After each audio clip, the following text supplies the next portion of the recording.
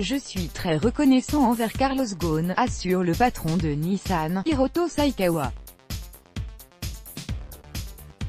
Il ne se passe pourtant pas un jour sans fuite de l'enquête interne du constructeur japonais, accablante pour celui qui a remis le groupe sur pied. Maison rénovée, donation, yacht. Les éléments de l'enquête interne réalisée par le constructeur japonais sont distillés petit à petit, en parallèle de l'enquête du parquet japonais. La semaine dernière, une source proche du dossier révélait ainsi que le Libano-Brésiliano-Français aurait reçu une rémunération de plus de 7 millions d'euros en 2018 de la part d'une filiale néerlandaise co-détenue par Nissan et Mitsubishi Motors, NMBV, sans approbation des patrons des constructeurs Nissan, Hiroto Saikawa, et Mitsubishi Motors, Osamu Mazuko. Mardi, une autre source a produit diverses pièces, vues par l'AFP, dans le but d'étayer des charges connues, qui avaient rapidement filtré après l'interpellation de M. Ghosn en novembre à Tokyo. C'est le cas par exemple des résidences de luxe achetées à Beyrouth ou Rio de Janeiro par une filiale de Nissan aux Pays-Bas, ZIA. Selon des comptes rendus de réunion, cette filiale était officiellement censée investir dans des start-up PS.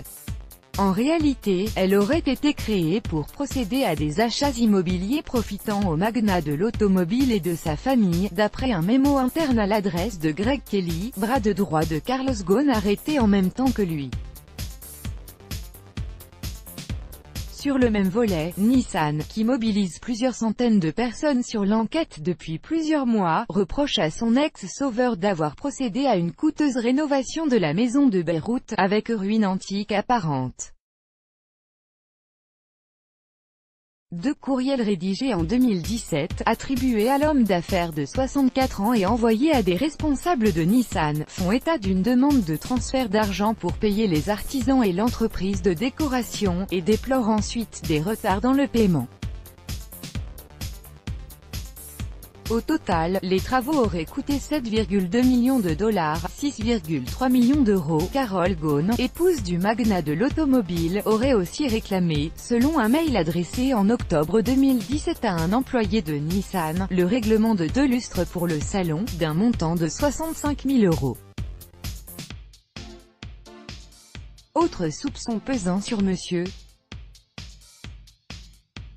Ghosn, le versement de rémunération à l'une de ses sœurs pour des activités de conseil, 755 000 dollars, ou 660 000 euros, de 2003 à 2016, dans une lettre en date de mars 2003, ne mentionnant pas leur lien de parenté. Le PDG de l'alliance Renault-Nissan l'informe de son nouveau titre de conseillère, au sein d'un Global Donation Advisory Council, qui, selon une source proche du constructeur, n'a jamais existé. Son contrat sera renouvelé en mars 2010, selon un courriel, malgré une annotation signalant les difficultés de la compagnie japonaise à cause de la crise financière. Le dossier de Nissan mentionne aussi des donations à des universités libanaises, ou encore une demande de paiement, en 2014, d'un abonnement de Yacht Club au Brésil d'une valeur de quelque 63 000 dollars, environ 55 000 euros. Campagne de déstabilisation. La défense de Carlos Ghosn n'a pas commenté mardi ces accusations, pas plus que le constructeur Renault, dont l'industriel reste officiellement PDG. Le groupe aux losanges avait dénoncé vendredi une campagne de déstabilisation délibérément orchestrée, après des révélations sur une proche du PDG de Renault, Mouna Seperi. Cette directrice déléguée à la présidence de Renault est accusée d'avoir reçu près de 500 000 euros répartis sur plusieurs années en tant que membre du directoire de l'alliance Renault-Nissan. L'enquête de Nissan va plus loin que la justice japonaise, qui a fait arrêter Carlos Ghosn le 19 novembre à Tokyo.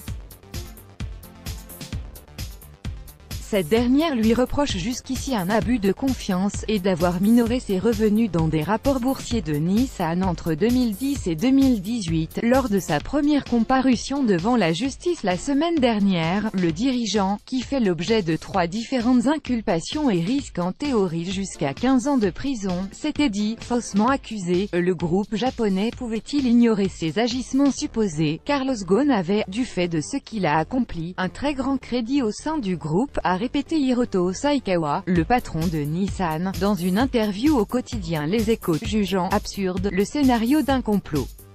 Le soir même de l'arrestation de son ancien mentor, Monsieur Saikawa avait dénoncé la concentration de pouvoir entre les mains de celui qui avait réussi à rassembler Renault et Nissan en 1999, au sein d'une alliance appelée à devenir le premier groupe automobile mondial.